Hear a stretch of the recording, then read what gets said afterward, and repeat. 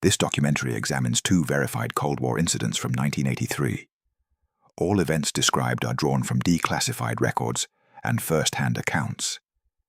In 1983, the world's most powerful weapons were ready to launch, not because of an attack, but because of a misunderstanding. That year did not begin with sirens or explosions. It began with assumptions. On both sides of the Cold War, military planners believed something dangerous but unprovable, that the other side might strike first, not tomorrow, not next year, but soon. And when nations believe that war is imminent, they stop asking whether it makes sense and start asking whether they are already too late. By the early 1980s, the Cold War had entered a new phase. The long, frozen standoff of the previous decades was thawing into something sharper, faster, and far less forgiving. Technology had shortened warning times, political rhetoric had hardened, and institutional trust, already thin, was beginning to collapse under pressure. In Washington, President Ronald Reagan described the Soviet Union as an evil empire, a phrase that resonated deeply inside the Kremlin. To Soviet leadership, this was not campaign language. It sounded like intent. In Moscow, the memory of Operation Barbarossa still shaped military thinking. In 1941, the Soviet Union had ignored warning signs of a German invasion and paid for it with millions of lives. That lesson had never been forgotten. If another surprise attack came, Soviet doctrine demanded one thing above all else: never be caught unprepared again. This fear shaped everything. Throughout 1983, NATO and the Warsaw Pact were locked in a cycle of action and interpretation. New missile systems were being deployed in Europe.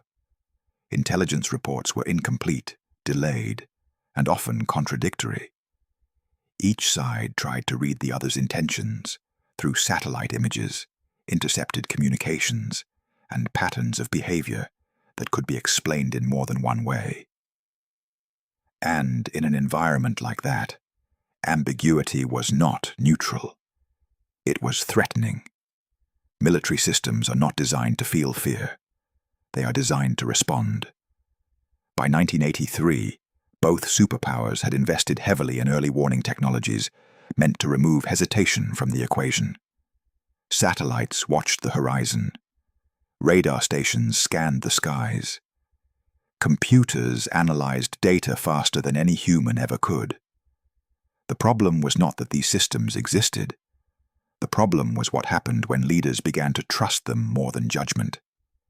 In theory, early warning systems were buffers, buying time for decision-makers. In practice, they became amplifiers. A single anomaly could cascade into readiness changes, force mobilizations, and irreversible preparations. And 1983 was full of anomalies. In September, just weeks before the first of our two core incidents, Soviet air defenses shot down Korean Airlines Flight 007 after it strayed into restricted airspace. The UI incident killed all 269 people on board, including a U.S. congressman. International outrage followed. Diplomatic channels froze. Military alerts quietly rose. From Moscow's perspective, the incident reinforced a growing suspicion. Western aircraft were probing defenses, testing response times, gathering data. Whether intentional or accidental mattered less than the pattern it seemed to confirm. At the same time, NATO was conducting more frequent and more complex military exercises. These were meant to ensure readiness, not provoke confrontation. But to an observer already expecting deception, realism itself became suspicious. This is the central danger of high-alert systems. They do not operate in isolation. They operate inside human expectations. By mid-1983, Soviet intelligence had begun a classified initiative known internally as Operation Orion, an effort to detect signs of a Western first strike before it happened. Analysts were instructed to look for indicators that might suggest preparations for nuclear war. Changes in communications patterns, movements of leadership, unusual military exercises, even fluctuations in civilian infrastructure usage. The net was cast wide, perhaps too wide, because when everything becomes a potential warning sign, nothing can be safely ignored. In the United States, the perception was very different. American officials largely believed the Soviet Union was economically strained, technologically behind, and strategically cautious. The idea that Moscow might genuinely fear a surprise NATO attack was not widely accepted. Exercises were exercises. Signals were signals. War, it was assumed, would be unmistakable. This asymmetry of perception mattered. One side believed the other was bluffing. The other believed the bluff might be a cover. And between them stood systems designed to act faster than understanding. By this point, the Cold War was no longer a confrontation between two governments.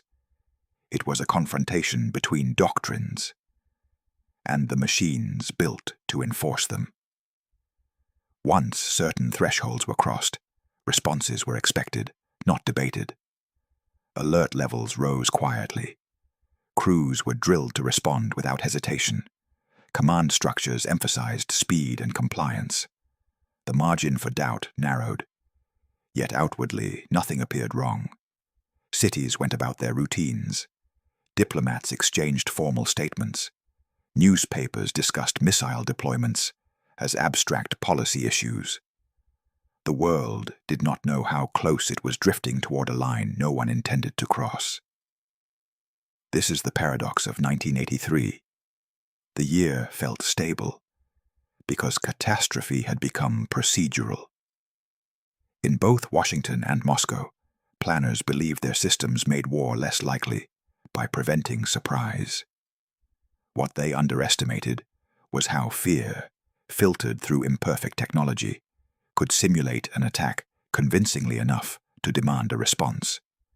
And that response would not begin with a decision.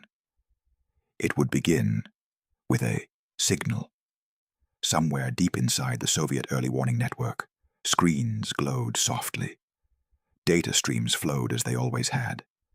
Algorithms compared light patterns, trajectories, and heat signatures against known profiles. Everything was normal. Until it wasn't. Late one night in September, inside a command center tasked with watching the edge of space, a system designed to detect the unthinkable would report something it was never meant to misread. It would not report confusion. It would not report uncertainty. It would report certainty. And in a world conditioned to believe that certainty demanded action, one man would be forced to decide whether to trust the machine or doubt it. When a system built to prevent surprise tells you the attack has already begun, how long do you have to decide whether it's wrong? The warning did not arrive as a dramatic alarm. There was no explosion of sound, no sudden rush of voices. It arrived as a quiet certainty. Inside the Soviet early warning command center, a screen changed state. A system that had been running endlessly, predictably, without incident, reported a launch. Not a possibility, not an anomaly. A launch. The system had a name, OCO, and a purpose that left no room for interpretation. It was designed to detect the heat signatures of intercontinental ballistic missiles lifting off from U.S. territory. Its job was not to ask questions. Its job was to give leadership time, minutes, sometimes seconds, to respond before impact. On this night in September 1983, the system reported that missiles had been fired from the United States. One missile at first. That alone was strange. A first strike doctrine did not involve a single launch. Analysts had trained for this. They knew what an American attack was supposed to look like. It would be overwhelming, coordinated, saturating. But the screen did not pause. Moments later, it reported more. 5 launches. At that point, procedure took over. According to protocol, the officer on duty was required to immediately escalate the alert. The information would move up the chain, from the command center to senior military leadership, and from there, potentially to the highest political authority in the Soviet Union. The system's confidence level was high. The classification read, reliable. The officer in that room understood exactly what that meant. Stanislav Petrov was not a senior commander. He was not a policymaker. He was a lieutenant colonel, trained in engineering, assigned to oversee a system that was still relatively new. His role was not to decide whether war should begin, only whether the warning should be passed along as valid. But that distinction matters less when the clock is running. Petrov knew the theory behind the system. He also knew its limitations. Satellite-based early warning was vulnerable to false positives, reflections, alignment errors, rare atmospheric conditions. These risks were discussed in training, acknowledged quietly, and largely set aside in operational doctrine. Because doctrine required speed. As the alert indicators remained lit, the room grew still. Voices lowered. Procedures were followed. Everything about the environment communicated urgency without panic, the most dangerous kind. Petrov had minutes. If he reported the launch as valid, the Soviet command structure would assume the worst-case scenario. The logic was brutally simple. If missiles were already on the way, delay only increased vulnerability. Retaliation had to be prepared immediately. If he reported a false alarm, and he was wrong, the consequences would be irreversible. The system was telling him the United States had launched a nuclear attack. But something did not sit right. 5 missiles made no sense. Not strategically, not doctrinally. An American first strike would aim to eliminate Soviet command and control in a single overwhelming blow. 5 missiles could not do that. They could only provoke a response. Petrov waited. Seconds passed. Then more. No corroborating radar data appeared. Ground-based radar systems, which would eventually confirm incoming warheads once they crossed the horizon, showed nothing. This absence did not prove the alert was false. Radar confirmation came later in the timeline. But it added uncertainty. The room waited with him. In that silence, Petrov made a judgment that doctrine did not account for. He classified the alert as a system malfunction. He did not escalate. He reported a false alarm. Nothing happened. No missiles arrived. No detonations followed. The world continued. Later, analysis would confirm the cause. An unusual alignment of sunlight reflecting off high-altitude clouds had confused the satellite's sensors, producing a pattern that matched the system's criteria for a missile launch. The system had worked exactly as it was programmed to. Reality had not cooperated.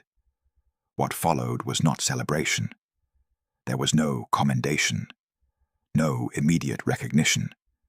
In fact, Petrov would later be criticized for procedural violations and record-keeping errors.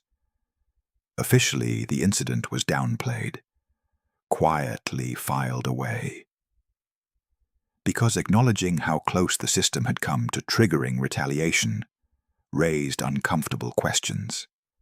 Questions about trust, about automation, about how much judgment remained in a process designed to eliminate hesitation.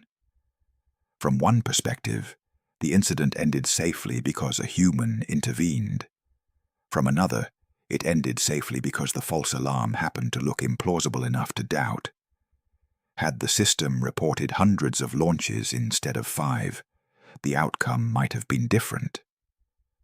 That uncertainty lingered, and it mattered, because the broader environment that produced this moment did not improve. It intensified. In the weeks that followed, tensions continued to rise. NATO prepared for its annual command post exercise, Able Archer, a routine drill meant to test procedures, not provoke confrontation. But in 1983, routine no longer looked routine from the other side. The exercise would simulate a transition from conventional conflict to nuclear release. Communications would be encrypted. Leadership roles would be played realistically. Movements would occur on schedules that, when observed without context, resembled preparation. To NATO planners, this realism was a strength. To Soviet analysts already primed to expect deception, it looked like confirmation. The Petrov incident had revealed how thin the margin for error had become. A single data stream, interpreted without context, had nearly altered the course of history. And yet the systems remained unchanged. Alerts stayed high. Assumptions hardened. Nothing in September caused leaders to step back and say, "This is too dangerous." Instead, everyone moved forward. That is the uncomfortable truth of 1983. Near misses did not produce caution. They produced normalization. Each avoided disaster reinforced the belief that the system somehow would hold. Until it didn't. As November approached, Able Archer began quietly, just as planned. On paper, it was another exercise. In practice, it unfolded inside a strategic environment, already stretched to its limits. On one side, planners believed they were rehearsing safety. On the other, observers believed they were witnessing preparation. And unlike the false alarm in September, this time the signals were intentional. They were just being interpreted differently. If you had been sitting in that command center weeks earlier, watching a system insist that the worst had already begun, how confident would you have been the next time the signals started to look real? And if every safeguard depended on interpretation, where exactly did certainty end? November arrived without fanfare. From NATO's perspective, Able Archer 83 was routine. It had been run before in different forms, year after year. The purpose was procedural, to test command and control under simulated wartime conditions. It was not designed as a show of force, and it was not announced as anything unusual. But context matters more than intent. By late 1983, Soviet intelligence was already operating under the assumption that NATO might attempt to mask a real first strike behind an exercise. This belief was not irrational paranoia pulled from thin air. Military history offered precedent. Deception had always been part of war planning. Exercises had been used before to conceal mobilizations. And Able Archer looked different. For the first time, the exercise simulated the full transition from conventional conflict to nuclear release. Not abstractly, not symbolically, but procedurally. Messages followed the same formats that would be used in real war. Communications were encrypted at higher levels. New codes were introduced. Senior political leaders were involved in the simulation in ways they had not been before. From inside NATO headquarters, this realism represented progress. From outside, it looked like rehearsal. Soviet monitoring stations across Eastern Europe began collecting signals. Communications traffic increased. Patterns shifted. Transmissions that normally remained dormant during exercises became active. To analysts trained to detect early indicators of attack, these were not neutral changes. They were warnings. Inside the Soviet intelligence apparatus, Able Archer was evaluated through the lens of Operation Ryan. Analysts were not asking, "Is this an exercise?" They were asking, "Could this be the moment an exercise turns real?"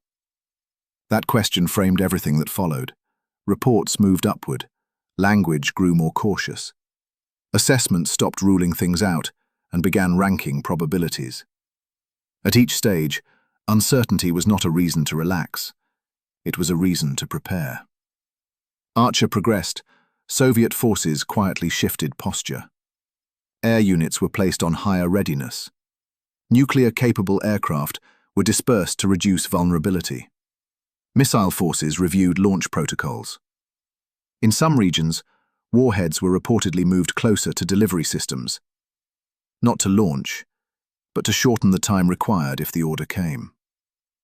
None of this was visible to NATO planners. That was the danger. This exercise continued according escalating conflict. Decisions were made on paper. Responses were logged. To those participating, it was controlled, bounded, and ultimately harmless. But the simulation mirrored real doctrine closely enough that the distinction began to blur. In Moscow, leadership faced a dilemma with no clean solution. If Able Archer was truly an exercise, reacting too aggressively could itself provoke escalation. But if it was a cover for a real strike, waiting too long could mean losing the ability to respond at all. The logic of deterrence, the same logic that had kept the peace for decades, now demanded suspicion. This is the rarely discussed flaw in deterrence theory. It assumes rational actors operating with shared assumptions. In 1983, those assumptions no longer aligned. Western planners believed the Soviets understood the difference between exercise and attack. Soviet planners were no longer sure the West respected that distinction. And the systems watching all of this were not designed to resolve ambiguity. They were designed to flag deviation. Able Archer deviated. As days passed, Soviet intelligence officers compared incoming data against known profiles of past exercises. Differences accumulated. Leadership participation stood out. Message authenticity stood out. Timing stood out. Individually, none of these elements proved intent. Together, they formed a picture that was difficult to dismiss. At the highest levels of the Soviet command structure, concern hardened into readiness. This did not mean a decision to strike had been made. It meant the machinery of response was being prepared, quietly, deliberately, and without public acknowledgement. The goal was to avoid surprise. The risk was misinterpretation. Ironically, the West remained largely unaware of how close this process had come to crossing a line. Able Archer ended without incident. Messages ceased. Simulated decisions stopped. Forces stood down. Only later, through intelligence reassessments and declassified records, would Western analysts realize how differently the exercise had been perceived. Some were stunned. Internal reviews concluded that Soviet reactions had been far more serious than previously believed. In some assessments, the phrase, "genuine fear of imminent attack," appeared, a striking admission for a conflict often described as carefully managed. What made this realization unsettling was not just how close things had come, but how ordinary the trigger had been. No rogue actor, no deliberate provocation, no breakdown in diplomacy. Pressing a routine exercise conducted in an environment where trust no longer existed. The Petrov incident in September had revealed how fragile early warning systems could be. Able Archer revealed something else. How easily intentions could be misread when doctrine replaced dialogue. Privileged, together, the two incidents exposed a system that depended less on control than on luck. Luck that a false alarm looked implausible enough to doubt. Luck that an exercise ended before readiness became irreversible. Luck that no single signal crossed a threshold that demanded response. This was not stability. It was balance by chance. After 1983, subtle changes followed. Communication channels were reassessed. Certain assumptions were quietly challenged. Over time, both sides acknowledged, implicitly if not publicly, that the Cold War had come closer to catastrophe than most people realized. Plunge, but at the moment itself, there was no catharsis. No one declared victory over danger. Confiscated. No announcement reassured the public. The systems simply reset. That reset may be the most unsettling part of all. Nothing fundamentally broke. Nothing forced an immediate redesign. The same structures, the same doctrines, and many of the same assumptions remained in place. The world moved forward not because it had solved the problem, but because the problem had not fully revealed itself. In hindsight, 1983 stands out not because war happened, but because it almost did, without intention. Two incidents, separated by weeks, driven by different mechanisms, yet bound by the same underlying flaw. A belief that speed and automation could replace judgment without consequence. Miss relied on a machine, the other relied on humans misreading intent. Both were treated as anomalies, but together they tell a different story.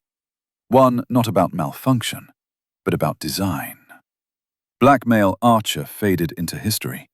Its significance remained largely hidden from public view. The Cold War continued. Rhetoric softened, then hardened again. Weapons stayed on alert. Yet something had shifted. For those who later studied the records, the lesson was clear. The most dangerous moments were not the loudest ones. They were the quiet ones, when every system behaved exactly as it was built to, and still led the world toward the edge. Pedestrians could look like an attack, and a warning system could declare certainty where none existed. How many safeguards were actually safeguards at all? And if both sides believed they were acting defensively, who exactly was responsible for stopping the next misunderstanding? Nothing in 1983 forced the world to stop. That may be the most important detail of all. No sirens sounded. No emergency summits were called. No public warnings interrupted daily life. The systems reset, the exercises ended, and history moved on, carrying with it an assumption that whatever had nearly happened had been safely avoided. But avoidance is not resolution. When later investigations examined both incidents side by side, a pattern emerged that was difficult to ignore. The Cold War had not come close to catastrophe because of aggression. It had come close because of interpretation. In September, a machine interpreted reflected sunlight as a missile launch. In November, analysts interpreted realism as deception. Neither interpretation was irrational in isolation. Both were shaped by doctrine, experience, and fear. And both operated within systems that rewarded speed over doubt. This is where the Cold War's most uncomfortable truth lives. Deterrence never built on certainty. It was built on belief. Belief that the other side would recognize signals the same way, value restraint the same way, and pause at the same thresholds. By 1983, that shared belief had eroded. Technology had accelerated faster than trust. Warning times had shrunk. Political language had hardened. Leadership on both sides had grown accustomed to interpreting ambiguity as danger. In that environment, early warning systems stopped being neutral tools. They became actors. Once data crossed certain thresholds, responses were expected. Once readiness levels changed, reversing course became psychologically harder. Every decision carried the weight of what might already be in motion. This is why the Petrov incident matters beyond the man himself. It was not heroic intuition that saved the day. It was skepticism, an act that doctrine quietly discouraged. Petrov succeeded not because the system supported his doubt, but because the situation happened to allow it. And situations do not always allow doubt. Crimson Archer revealed a different vulnerability.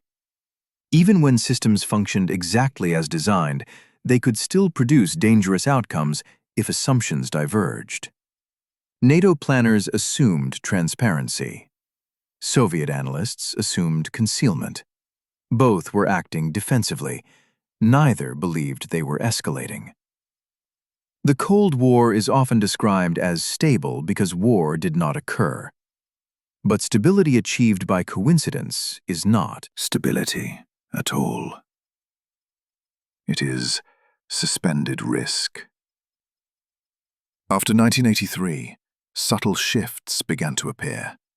Not reforms announced with fanfare, but adjustments made quietly. Communication channels were reassessed, certain exercises were redesigned. Some assumptions were questioned, if only internally. These changes did not happen because leaders suddenly became more trusting. They happened because records, once reviewed, were unsettling.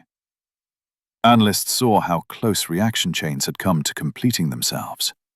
They saw how easily systems designed to prevent surprise could simulate it instead. And they saw how often the difference between restraint and escalation came down to individuals operating under extreme uncertainty. Yet even then, no system was truly dismantled, because dismantling would have required admitting something fundamental, that the architecture of deterrence depended not on control, but on restraint under pressure. And restraint is not programmable. This realization sits uncomfortably with the way modern military systems are designed. Automation promises speed. Speed promises survivability. Survivability promises deterrence.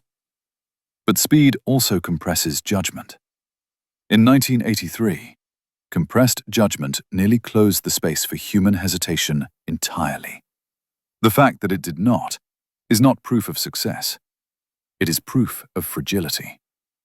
The Cold War eventually ended not with a bang, but with exhaustion. Political change, economic strain, and shifting priorities did what weapons never did. But the systems built during that era did not disappear. Many evolved. Some remain. And the logic that shaped them, the belief that misunderstanding can be managed through faster response, still echoes in modern doctrines. That is why 1983 matters now, not because it was unique, but because it was ordinary. No extraordinary villain, no dramatic betrayal, no deliberate march toward destruction. Just professionals doing their jobs inside systems that narrowed the margin for error too far. If there is a lesson here, it is not that machines are dangerous and humans are wise. Humans built the machines. Humans defined the thresholds.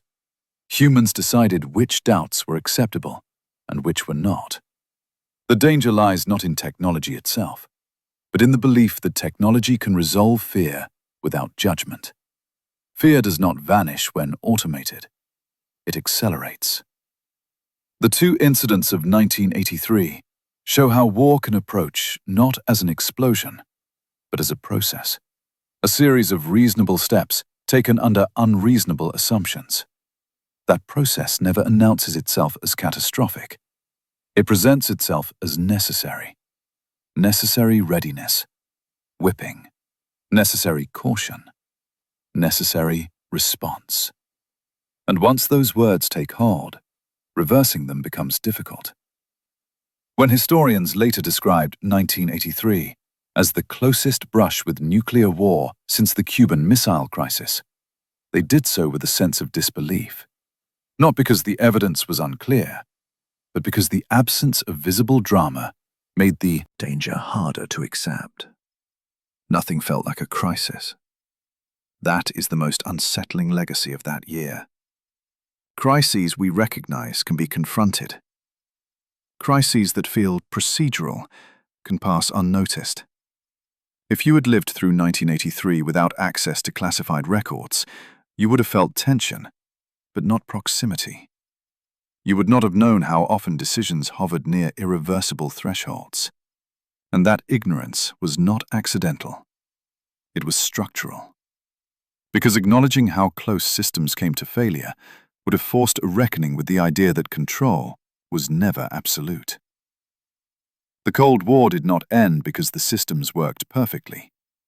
It ended because, again and again, they were spared the final test. Often credits strategy, leadership, or ideology, but sometimes survival rests on something less comfortable. Restraint exercised quietly, without recognition, inside systems that never intended to allow it.